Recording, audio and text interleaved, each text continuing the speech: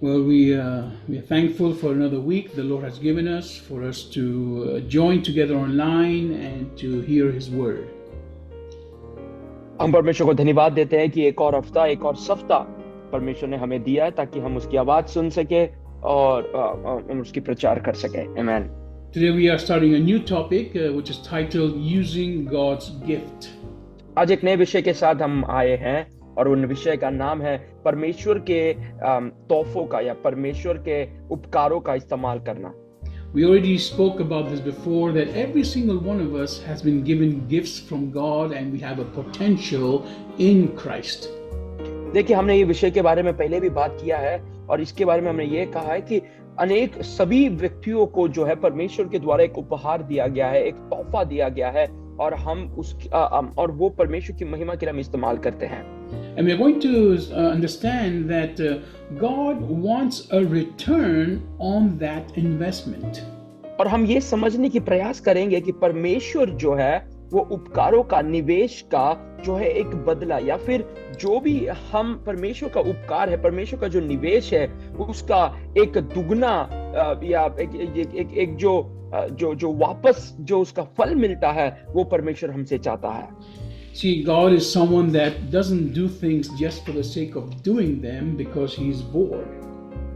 देखिए, परमेश्वर जो काम करते हैं वो इसीलिए नहीं करते क्योंकि वो उन्हें आलस आया है या वो उन्हें कंटाल आ रहा है और इसीलिए वो एक चीज कर देते हैं। Everything God does has a purpose. हर एक चीज जो परमेश्वर हमारे लिए करते हैं उसके पीछे एक अर्थ है, एक मतलब है। And it not only has a purpose on earth, but it has a divine purpose. धरती पर या इस धरती पर उसका एक मकसद है, पर उसके साथ ही साथ में जो है एक आत्मिक और एक धार्मिक मतलब जो है उसके पीछे बहुत जरूरी है। See, God is eternal. That means that everything He does will also be eternal. देखिए, परमेश्वर जो है वो अनंतकाल के लिए है, वो शाश्वत है, इसीलिए जो भी चीज वो करते हैं हर एक चीज जो है वो शाश्वत है, वो अनंतकाल के लिए है। And so everything God created on earth was with a divine purpose. और इसीलिए हर एक चीज जो परमेश्वर ने इस धरती पे बनाया है उसके पीछे जो है परमेश्वर का एक आत्मिक या फिर एक आत्मिक उद्देश्य परमेश्वर का है। And a plan, God has a plan for eternity that includes multiplying everything He has given us. और जो है अनंतकाल के लिए या शाश्वत के लिए परमेश्वर का एक योजना है और वो योजना ये है कि वो दुगना होकर जो है हमें दुगना कर जो है परमेश्वर हमें वो मदद करता है। See, you have been created as well by God for eternity. देखिए, मुझे और आपको भी परमेश्वर ने अनंतकाल के जीवन के लिए जो है हमें सृष्टि किया है, हमें बनाया है। We are made of three things, which is soul, spirit and body. हम तीन चीजों से बने गए हैं, एक है प्राण, आत्मा और शरीर। Now, we are not a body that has a soul and a spirit. We are actually a soul that has a body. देखिए, हम एक शरीर है जिसके अंदर जो है आत्मा निवास करता है। We are not a body with a spirit. We are a spirit with a body. देखिए, हम एक आत्मा है जिसे एक शरीर दिया गया है, ना कि हम एक शरीर है और शरीर के अंदर आत्मा बसता है। So we cannot focus only on the temporary earthly things, which is the body. We need to focus on the soul, which God created for all eternity. देखिए, हमें केवल अपने शरीर के बारे में नहीं सोचना है, या आत्मा के बारे में नहीं, परंतु हमारे प्राण के बारे में हमें सोचना है, जो परमेश्वर ने हमारे अंदर दिया है, जो बनाया है, वो अनंत काल के जीवन के लिए जो है वो हमारे साथ जिएगा। I'm starting with this foundation teaching so that we understand that we are much more than what we think we are in God's eyes. देखिए, मैं आपको ये उपदेश के साथ शुरू करना चाहता हूँ ताकि हम ये देखें, मैं आपको ये बता सकूँ कि हम परमेश्वर की आँखों में हम क्या है और हम हमारी सोच से कहीं बढ़कर है कर जो है मुझे वो आपको बताना है।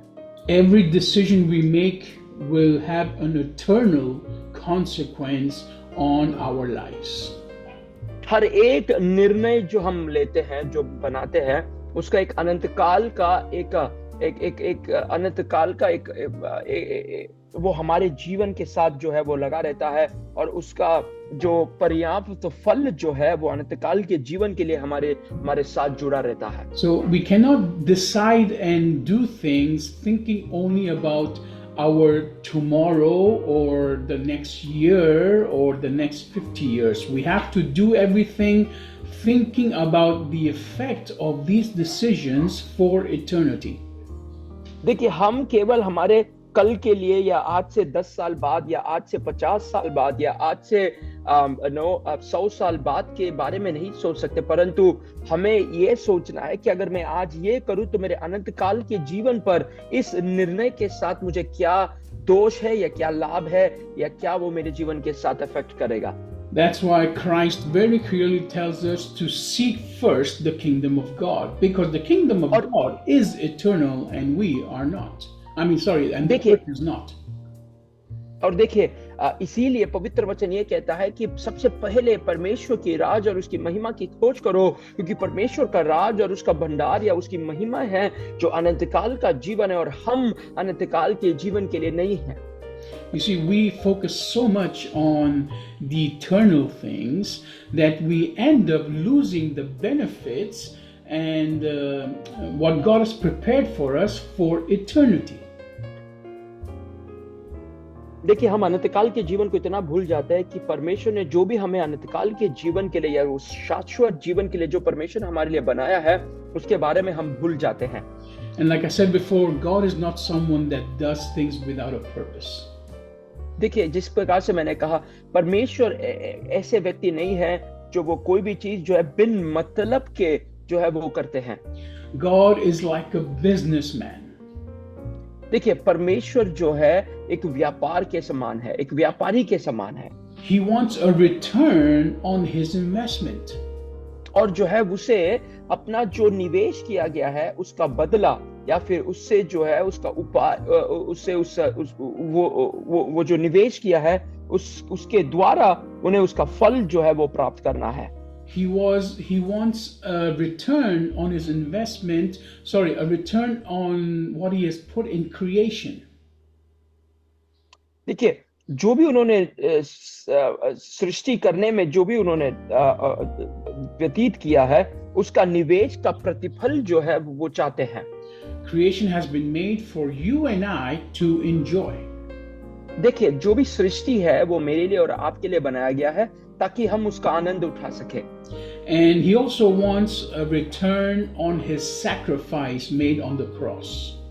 देखिए, जो भी और उन्हें जो है वो निवेश का भी प्रतिफल दिए जो उन्होंने सूली पर किया था, जो हमारे लिए उन्होंने सूली पर अपने आप को बलिदान दिया। So God is like a businessman, but he's a just businessman. देखिए, परमेश्वर एक व्यापारी के समान है, परंतु वो एक न्याय करने वाला एक धार्मिक व्यापारी है। And he's a compassionate businessman. और जो है वो दिल लगाओ एक व्यापारी है। But he's not stupid. परंतु वो जो है वो एक बेवकूफ इंसान नहीं है। God will invest knowing what he is doing. और परमेश्वर तभी कहीं पर निवेश करेंगे जहां पर उन्हें पता है कि वो क्या कर रहे हैं। And even if you are someone that is not fulfilling what God has asked you to do, he will make sure that you end up fulfilling it. देखिए, अगर परमेश्वर ने आपको ऐसा कुछ दिया है जो जिसका आप उसका पूरा उपयोग नहीं कर रहे हैं, उस तालंत का या वो तोहफे का आप उपयोग नहीं कर रहे, परमेश्वर ये यकीन कराएगा कि आप उस चीज का पूरा सदुपयोग करें। I'm not saying that he will force you to use those talents and those gifts, but he will make sure you have all the tools necessary for you to succeed. देखिए, मैं ये नहीं कह रहा कि वो आपको जिद करेंगे, कि वो आप वो चीज को करें कर कर, पर वो ये एक यकीन दिलाएंगे कि आपके पास वो सारी चीजें हो ताकि आप उस चीज में सफल पाए। So when God does this business of creating us, it is not only for his personal gain. देखिए, जब परमेश्वर ने हमें सृष्टि किया तो केवल उसके उनके व्यक्तिगत आशीष के लिए या व्यक्तिगत प्रतिफल के लिए नहीं था। Yes, we are made to worship him, but we are also made to bring God's glory on the earth through the way we live. देखिए, हाँ, ये बात सच है कि हमें इसीलिए बनाया गया कि ताकि हम परमेश्वर के नाम की महिमा कर सकते, परंतु धरती पर भी जब हम जीते हैं तो उनके नाम की प्रशंसा करें और उनके राज को इस धरती पर ले आने के लिए परमेश्वर ने हमें रखा है। So in these teachings, in these series, we are going to really touch on some points that many of us will not like to hear. देखिए, ये जो विषय के साथ जो भी चिंता विषय पर हम छुएंगे, शायद अनेक लोग नहीं जानते होंगे या उन्हें पसंद नहीं होगा सुनना। Because many Christians, from what I have seen so far in ministry, many Christians are wasting their lives. और इसे मैंने जो अपने सेवकाई से अभी मुझे समझ आई है वो ये है कि अनेक ईसाई या यीशु मसीह को मानने वाले अनेक लोग जो है अपनी जिंदगी को केवल जो है एक बेकार हालत में जो है उसे बिता रहे हैं। God has given them all the gifts, he has given them all the favor, but they still sit scared in their houses not doing God's work. देखिए, उन्होंने परमेश्वर ने उन्हें सारे उपलब्धियां दी है, सारे अनुमतियां दी है, सारे तोहफे और उपहार दिए हैं ताकि वो उठकर परमेश्वर की काम करे, परंतु वो आज भी डर कर जो है अपने कमरों के अंदर बैठे हैं। Just like Moses did when he first was approached by God, all they do is give excuse after excuse of their fear and not wanting to do God's work. जिस प्रकार मूसा ने जब अपने पास जब वो यीशु मसीह से परमेश्वर पिता जब उनसे पूछने के पहले जो थे वो केवल जो है कारण के पीछे कारण देता गया और जो है परमेश्वर की सेवकाई से भाग निकलने के कारण जो है वो देता गया। Now, God understands that you might have some things in your life that you are not confident about, and that is why He will make sure that changes in your life.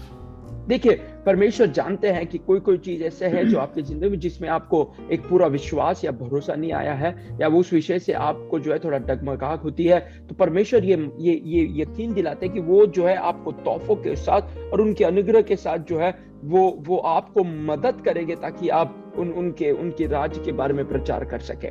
Now, I'm not saying that we should all go and become pastors and preachers, but what I am saying is that you should be using your life that God has given you as a gift for His glory. देखिए, मैं आपको ये नहीं कह रहा कि आप जाकर पासवान बने, परंतु मैं आपसे ये कहना की कोशिश कर रहा हूँ कि जो भी उपहार परमेश्वर ने आपको दिया है उस उपहार का परमेश्वर के नाम की महिमा के लिए आप इस्तेमाल करें। So God is a businessman that created this world, and He created it not for His profit but for all of us to profit together. देखिए, परमेश्वर ने ये सृष्टि की, परमेश्वर ने इस धरती बनाया और उन्होंने इसीलिए नहीं बनाया कि ताकि उनको इसकी उपलब्धि मिले या उसकी उन्नति मिले, परंतु हम सबको जो है इस सृष्टि से उपलब्ध मिले, इस सृष्टि से जो आशीष है वो हम सबको प्राप्त हो सके। And His business plan is perfect. और उनका जो तरीका है, जो व्यापार का तरीका है वो सबसे उम्दा है।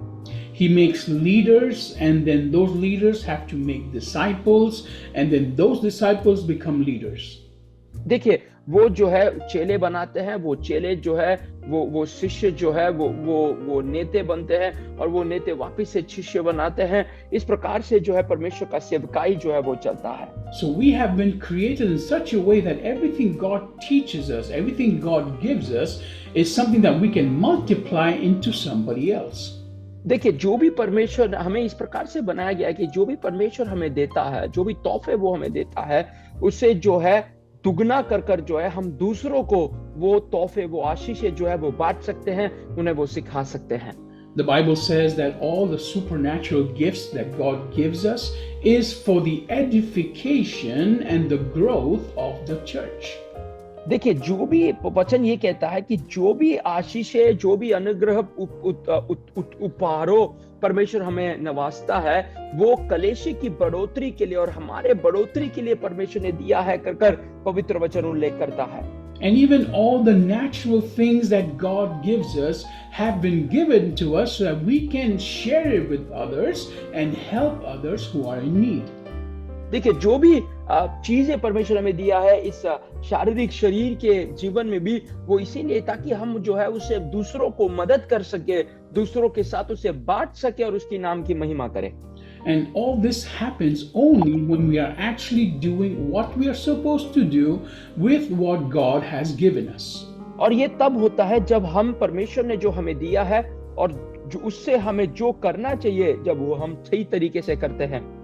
So I'm laying a foundation for us to do this series step by step and to realize how far we are still from where we need to be with God.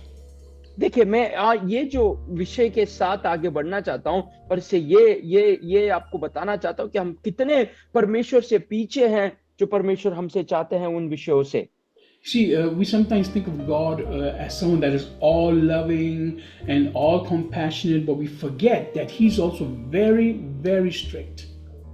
देखिए, अनेक दफा जो है हम ये देखते हैं परमेश्वर बहुत ही दयालु है, वो करुणादयी परमेश्वर है, परंतु कई समय पर जो है परमेश्वर बहुत ही सरल है, वो बहुत ही स्पष्ट है। See, God will give you everything as long as you can handle it.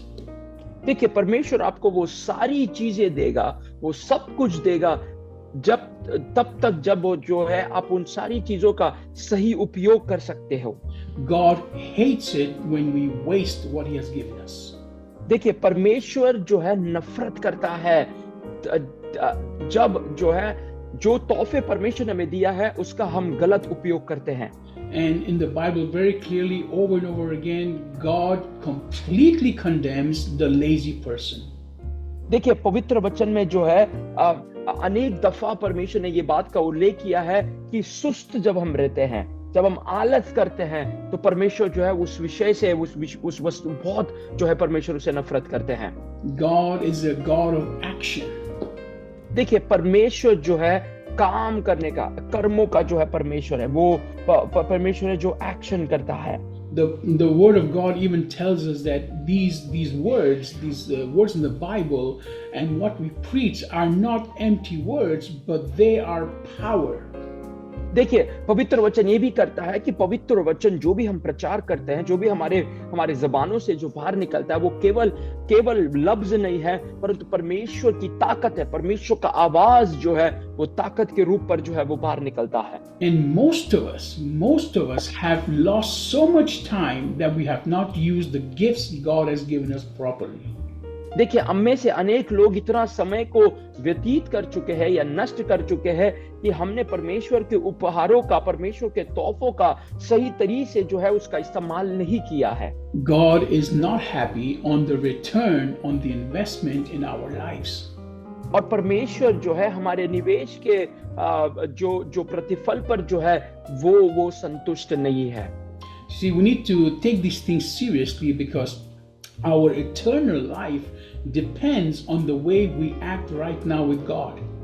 देखिए, हमें ये चीज को बहुत ही गंभीरता से लेना है, क्योंकि जो भी हम करते हैं वो हम परमेश्वर के नाम के सिलसिले में, हमारे जीवन के सिलसिले में वो जो है बहुत ही बहुमूल्य है परमेश्वर के आंखों में।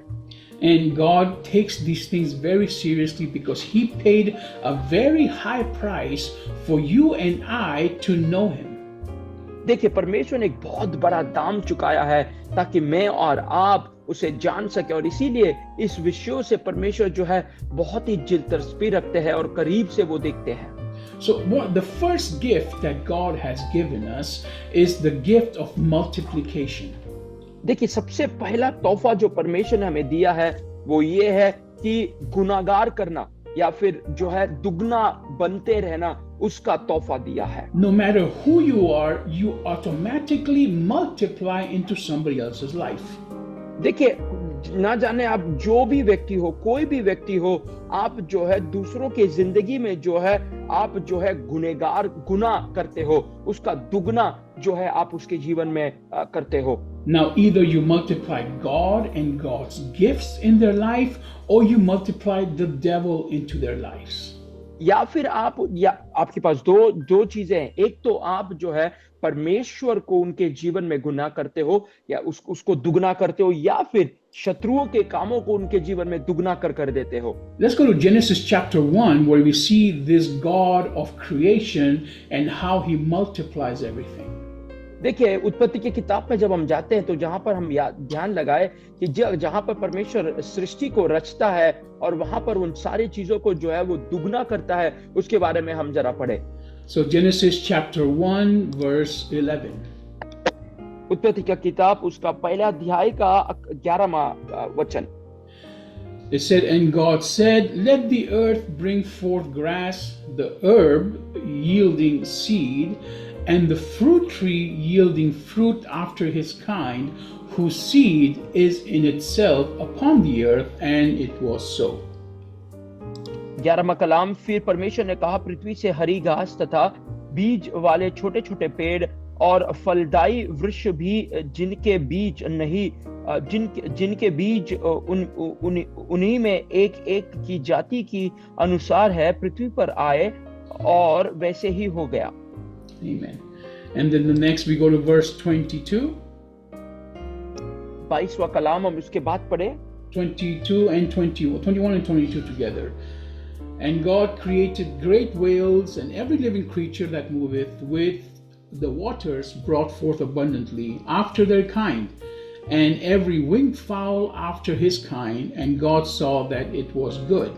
And God blessed them, saying, be fruitful and multiply, and fill the waters in the seas, and let fowl multiply in the earth. इसीलिए परमेश्वर ने जाति जाति के बड़े बड़े जल जंतुओं की और उन सभी जीवंत प्राणियों की भी सृष्टि की जो चलते फिरते हैं, जिनसे जल बहुत ही भर गया, और एक एक जाति के उड़ने वाले पक्षियों की भी सृष्टि की, और परमेश्वर ने देखा कि वह अच्छा है। So here God is telling the earth and the creation to multiply. यहाँ पर परमेश्वर जो है, जो सृष्टि है, उससे जो है दुगना करने के बारे में जो है वो बात कर रहे हैं। And then we jump down to verse 28. 28वां कलाम में हम जब लौट कर आते हैं, and then here he's talking to Adam and Eve and said, and God blessed them, and God said unto them, be fruitful and multiply and replenish the earth and subdue it, and have dominion over the fish of the sea and over the fowl of the air and over every living thing that moveth upon the earth. 28वां कलाम में जब हम पढ़ते हैं तो वहां पर ये लिखा है, परमेश्वर कहता है, और परमेश्वर ने उनसे एक आशीष दी, और वो आदम और हवा से कहता है, परमेश्वर ने उन्हें आशीष दी और कहा, फलो फूलो और पृथ्वी पर भर जाओ और उनके अपने वंश में कर लो, और समुद्र की मछलियां तथा आकाश की पक्षी और पृथ्वी पर रेंगने वाले सभी जंतुओं पर अधिकार रखो। So God first of all talks to the earth and the plants and talks to the animals and tells them, orders them, you need to multiply. देखिए, सबसे पहला परमेश्वर जो है धरती में वो वृक्ष, पेड़ पौधे, जंतु जानवर, आप समुद्र के जंतु जानवर सभी को वो बनाते हैं, और उन्हें वो अधिकार के साथ ये कहते हैं कि तुम्हें फलना है, तुम्हें फूलना है, तुम्हें दुगना होना है। And every single creation has a seed inside of it. और हर एक जीव जंतु के अंदर जो है एक बीज उनके अंदर निवेश है। God has made creation in such a way that it can multiply. और परमेश्वर ने सृष्टि को इस प्रकार से बनाया है कि वो जो है वो दुगना हो सकता है, वो जो है अपने आप में दो बन सकता है। This is God's master plan of multiplication. और ये परमेश्वर का एक सूत्र है जिसे जो है वो गुनहगार करता है, वो गुनाह करता है। And to man and woman, to Adam and Eve, he says, do the same thing, multiply, but now you also take dominion over everything else that is going to multiply, referring to the fish and to the animals. और वही वो आदम और हवा से कहते हैं कि जो है तुम लोग अभी गुनाह करो, तुम लोग अभी दुगना जो है इसे करो, और केवल अपने आप को बढ़ाने का ही नहीं, परंतु इस जीव जंतुओं पर जो है अपने अधिकार स्थापित करो कर जो है परमेश्वर उनसे कहते हैं। So God gave Adam and Eve the gifts and the ability to take care and dominate the earth. देखिए, परमेश्वर ने जो है आदम और हवा को जो है गुनाह करने का जो है वो अधिकार दिया और वो बढ़ सकते हैं, उनका अधिकार दिया, और उन्हें दूसरों पर जो है अधिकार स्थापित करने का जो अधिकार है परमेश्वर ने उन्हें दिया। So in this company, God is our boss. देखिए ये जो कंपनी में है, परमेश्वर हमारे मालिक है। And He's given us instruction and He's giving us tools. और वो जो है हमें चीजों देते, हमें वो आज्ञा देते हैं, हमें वो सारी वो चीजें देते हैं जिनकी हमें जरूरत है।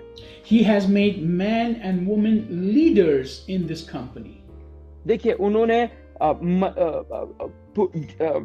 पुरुष और स्त्री को जो है नेतों के समान या फिर जो अगुवाई करते हैं उनके समान जो है उन्होंने इस कंपनी में उन्हें बना कर रखा है। But then what happens is that sin enters the world. पर क्या होता है कि पाप जो है वो इस संसार में जो है प्रवेश करता है। And Adam and Eve, instead of serving their boss, their creator, they start to serve Satan. और जो है आदम और हव्वा जो अपने मालिक को या फिर जो यीशु मसीह को सेवा करने से बदले जो है वो शैतान की सेवा कर बैठते हैं। And then this business plan that God had is completely corrupted. और जो ये जो परमेश्वर का जो योजना मनुष्य के लिए था वो पूरी तरह जो है वो तहस नहस हो जाता है। And instead of multiplying, because we still have the ability to multiply, instead of multiplying God's will and God's gift into people, into the earth, we end up multiplying the works of Satan.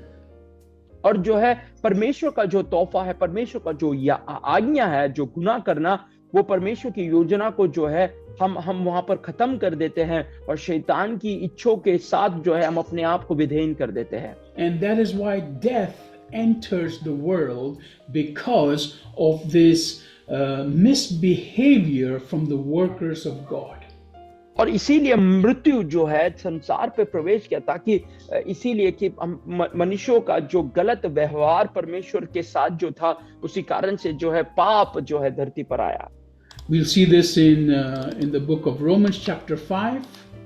Romeo की पत्री उसका 5वां अध्याय, Romans chapter 5 verse 12. Romeo की किताब उसका 5वां अध्याय उसका 12वां कलम Says, wherefore, as by one man sin entered into the world, it's talking about Adam, and death by sin, and so death passed on to all men, for that all have sinned. इसीलिए जैसे कि एक मनुष्य के द्वारा पाप जगत में आया, आदम के बारे में बात किया जा रहा है, और पाप के द्वारा मृत्यु आई, और इस रीति से मृत्यु सभी मनुष्यों में फैल गई क्योंकि सब ने पाप किया। Now, you have to understand here that this we were created by God with eternal purpose. देखिए हमें ये चीज को समझना बहुत जरूरी है कि परमेश्वर ने हमें एक अनंतकाल के जीवन के लिए या फिर एक शाश्वत जीवन के लिए उन्होंने हमें बनाया था। See, even our bodies were supposed to be eternal. देखिए हमारे शरीर के अंदर भी जो है हमें अनंतकाल के लिए एक शाश्वत अनुभव के लिए परमेश्वर ने बनाया है। You see, God did not create us to live on the earth for a while and then to die and then to be in heaven. That's not how God created the world. देखिए परमेश्वर ने संसार को केवल इसीलिए नहीं बनाया कि थोड़े समय बिताए, उसके बाद इस संसार में जिए और फिर इस संसार से चले और स्वर्ग में निवास करे। God created the world to be eternal, for us to live in it physically, eternally, but we destroy that plan by accepting to follow Satan. देखिए परमेश्वर ने हमें संसार में बना के रखा ताकि हम अनंतकाल का जीवन इस संसार में जिए, परंतु हमने क्या किया, उस योजना को, वो उस परमेश्वर की इच्छा को तोड़कर शैतान की इच्छाओं को पालते हुए जो है हम इस संसार में जो है एक अनंतकाल की जीवन को नहीं बिता रहे हैं। You see, science can study the body and tell us what is happening. देखिए विज्ञान के द्वारा आप अपने शरीर के बारे में पढ़ सकते हो और ये जान सकते हो कि आपके शरीर के अंदर क्या चल रहा है, क्या हो रहा है। But they have no reason, they have no idea why the body ages and dies. और परंतु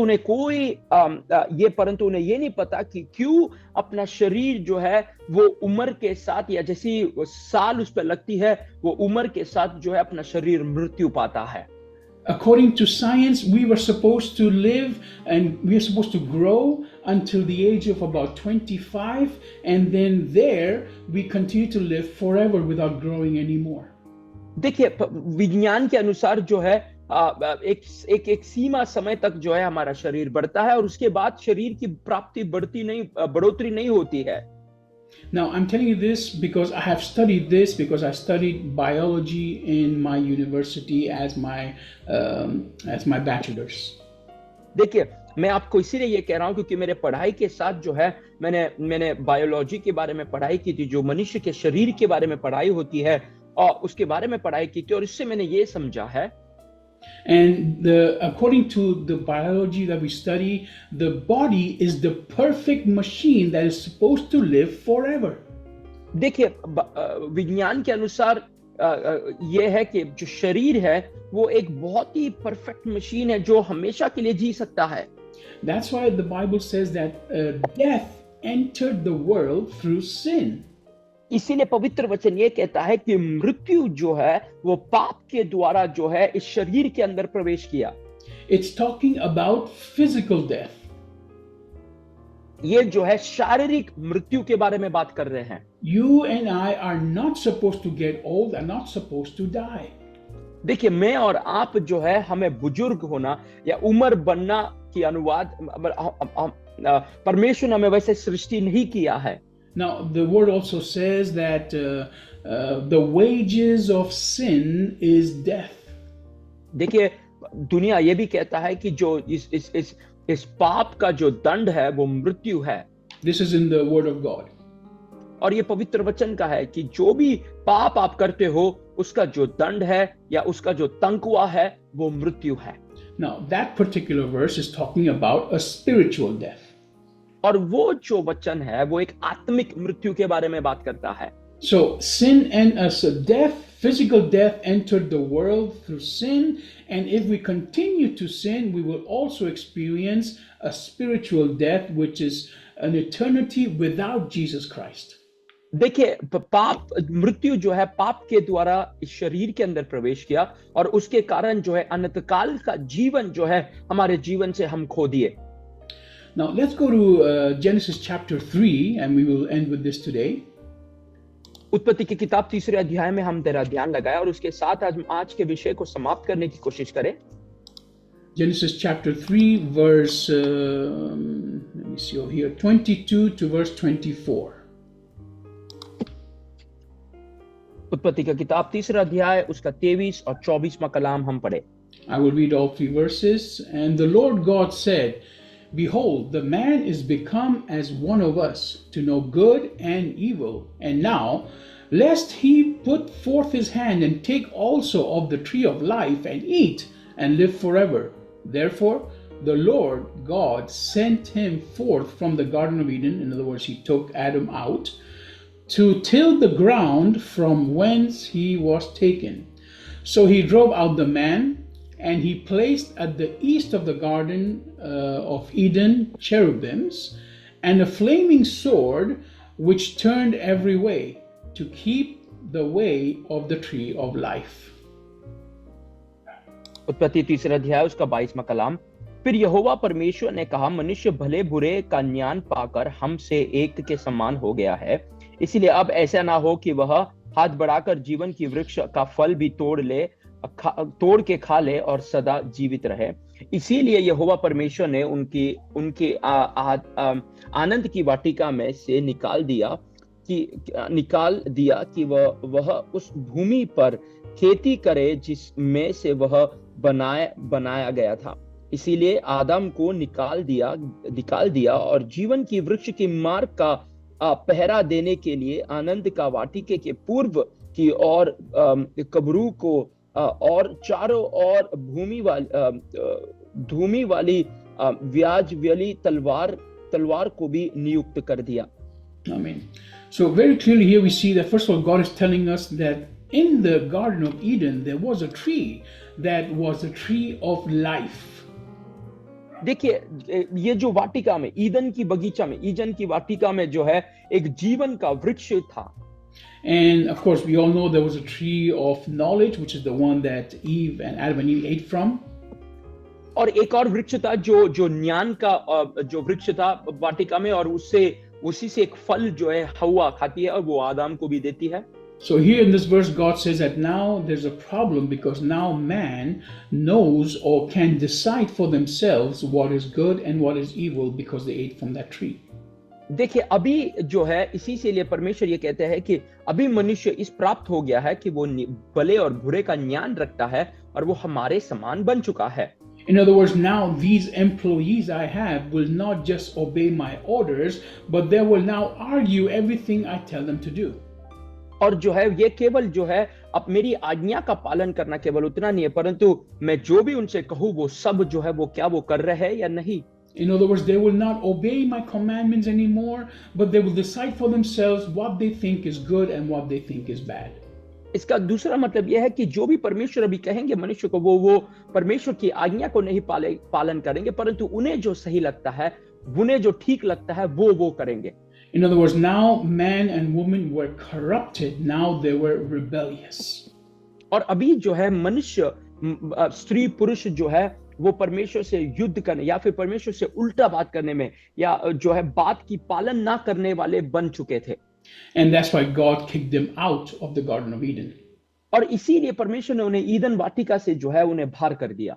Why? Because in the Garden of Eden was that one tree, that is the tree of life, which will make them live forever. क्यों किया? क्योंकि वाटिका में एक वृक्ष था जो जीवन का वृक्ष है, जो जीवन का वृक्ष जो है उन्हें सदा काल के लिए जीवित रखता था. Even if they were now corrupted, and even if now death had entered the world, if they ate from this tree, they would live forever. देखिए मृत्यु इस शरीर के अंदर, मृत्यु इस जीवन के अंदर नहीं भी आता था तो भी उस वृक्ष से खाने से जो है वो हमेशा के लिए वो जीवित रहते. So God did not want this corrupted human being to live forever physically on earth. और इसीलिए परमेश्वर ये नहीं चाहता था कि ये जो व्यक्ति है जो दुष्ट है या फिर शैतान का प्रवेश इसके अंदर हुआ है, जो सदा काल के लिए जो है इस धरती पर जिए, इसीलिए परमेश्वर ने जो है उन्हें वहां से बाहर किया. Because something, a cell, something in the body that is corrupted will only give birth to another corrupted cell or body. क्योंकि शरीर के अंदर अगर एक बेकार का एक चीज है तो वो जो जन्म देगा वो भी जो है एक बेकार के सेल को या फिर एक दुष्ट एक सेल को ही वो जन्म देगा. It's like a cancer. When the cancer grows, it is this corrupted cell that multiplies itself in the body and then it destroys the whole body. देखिए ये करक रोग के समान है. जिस प्रकार करक रोग शरीर के अंदर फैलता है तो एक अंश से दूसरे और तक जैसे पहुंचता है, तो उस प्रकार से जो है ये भी जो शरीर के अंदर व्याप्ति करता है कर हम समझते हैं. That's why God had to first kick out Adam and Eve from the Garden of Eden. और इसीलिए परमेश्वर ने जो है पहले आदम और हव्वा को जो है ईदन बगीचे से उन्हें बाहर किया. And then he put angels and a sword of fire around the tree of life. और इसीलिए उसके बाद परमेश्वर ने क्या किया, ईदन बगीचे के बाहर में या फिर वो जीवन वृक्ष के आजू बाजू में जो है ज्वालामय तलवारों के नियुक्त परमेश्वर ने जो है वहां पर चारों ओर परमेश्वर ने वो नियुक्त किया. So we see here that one of the first gifts that we get automatically from God is that we are created with the ability to multiply. देखिए सबसे पहला तोहफा या उपहार जो परमेश्वर के द्वारा मनुष्य को दिया गया है वो ये है कि हमें जो है गुनाह करना, दुगना करना, उसका एक तोहफा परमेश्वर ने हमें दिया है. And when we became corrupted, God had to stop our lifespan so that we will not multiply the way we've been doing with Satan all these years. जब हम भ्रष्ट हुए, जब हमारे अंदर गलतियां आई, जब हम भ्रष्ट हुए, तभी परमेश्वर ने जो है ये जो चीजें जो परमेश्वर ने हमारे अंदर दी थी, शैतान के चीजों के हमारे जीवन में प्रवेश होने के साथ जो है कहीं ना कहीं ये चीजों का भ्रष्ट हमारे जीवन में हुआ है. So you ask yourself, are you a good investment? और आज हम अपने आप से पूछे, क्या परमेश्वर का निवेश जो मेरे साथ है या मेरे ऊपर है, क्या मैं एक अच्छा निवेश किया हूं या नहीं? Ask yourself, am I someone that has God done a good thing by keeping me alive one more day? क्या मैं वो एक व्यक्ति हूं? क्या परमेश्वर ने कोई अच्छा काम किया है कि मुझे एक और दिन जीवित रखकर क्या परमेश्वर ने अच्छा काम किया है? Is you continuing to live on this earth physically worth it for God? क्या मैं जो निरंतर अपना जीवन बिता रहा हूं वो परमेश्वर के लिए शारीरिक रूप में क्या परमेश्वर के लिए वो एक भलाई का चीज है? See, Jesus was very, very straightforward when he preached. यीशु मसीह ने जब प्रचार किया तो वो बहुत ही सीधी तरह से प्रचार किए। He said, either you're with me or you're against me. एक तो आप मेरे साथ हो या फिर आप मेरे विरोध हो। So I want to ask you this morning, is your life bringing the glory to God, or is it bringing the glory to Satan? मैं इसीलिए आपसे ये चीज पूछना चाहता हूँ, क्या आपकी जिंदगी परमेश्वर की नाम की महिमा के लिए काम कर रही है या शैतान की नाम की महिमा के लिए काम कर रही है? Very clearly, if you do not know Jesus Christ as your Lord and Savior, no matter how much good you are doing, it is all for Satan. देखिए, कितना भी आप परमेश्वर के नाम की महिमा करो, अगर आप परमेश्वर के लिए सही से काम नहीं कर रहे तो वो शैतान के वश में वो जा रहा है। If you have not surrendered to Jesus Christ, your existence is of no profit to God. अगर आप अपने जीवन को यीशु मसीह के हाथों पर समर्पित नहीं करते हो तो आपका व्यक्तिगत जीवन या आपका इस धरती पर जीना जो है उसका उद्देश्य पूरा नहीं होता है। परमेश्वर के लिए आप कोई उपयोग के नहीं हो। Therefore, I encourage you today, surrender to Jesus Christ. इसीलिए मैं आपको आज ये प्रेरणा देना चाहता हूँ, ये उत्तेजना देना चाहता हूँ कि अपने जीवन को यीशु मसीह के हाथों पर समर्पित करें। And if you're already knowing Christ, then you have to completely surrender to God's will and start doing those things that God has prepared for you. अगर आप यीशु मसीह को पहले से ही जानते हो तो मैं आपसे ये कहना चाहता हूं कि उनकी इच्छाओं के लिए अपने आप को व्यतीत करें और परमेश्वर क्या चाहता है अपने जीवन से उसे समझकर वो चीजों को करने के लिए हम अपने आप को व्यतीत करें, अपने आप को समर्पित करें। And as we have seen, God is a businessman. और जिस प्रकार हमने देखा परमेश्वर एक व्यापार के समान एक व्यापारी है। If you were that businessman and you were your own employee, would you continue to have yourself as a worker? अगर आप एक बिजनेस एक मालिक हो और आप अपने आप को एक काम करने वाले के हिसाब से देखिए, क्या आप अपने आप को उस जगह पर निरंतर काम करने के लिए अपने आप को अनुवाद करोगे या नहीं? Think of it in the natural first, and then you will understand the spiritual. अपने आप ये जो है एक शारीरिक तौर पर इसे सोच कर देखिए, उसके बाद आप इसे आत्मिक तौर पर सोचने की कोशिश करें। Everything God does in our lives and wants us to fulfill is first in the natural, and then it has a spiritual work to it. जो भी परमेश्वर हमें चाहता, हम हमारे द्वारा चाहता है, वो पहला शारीरिक तौर पर चाहता है, फिर उसे आत्मिक तौर पर परमेश्वर चाहता है। So I hope this has helped you today, and we will continue with this series, learning more about who God is and how we can be used for the purpose of God. और जो है मैं धन्यवाद देता हूं आपको आज हमारे साथ जुड़ने के लिए। हम इस विषय के साथ आगे बढ़ेंगे और ये इसके बारे में सोचेंगे कि परमेश्वर के तोहफों के साथ हमारे जीवन में हम किस प्रकार उपयोग कर सकते हैं। God bless you. परमेश्वर आपको आशीष दे।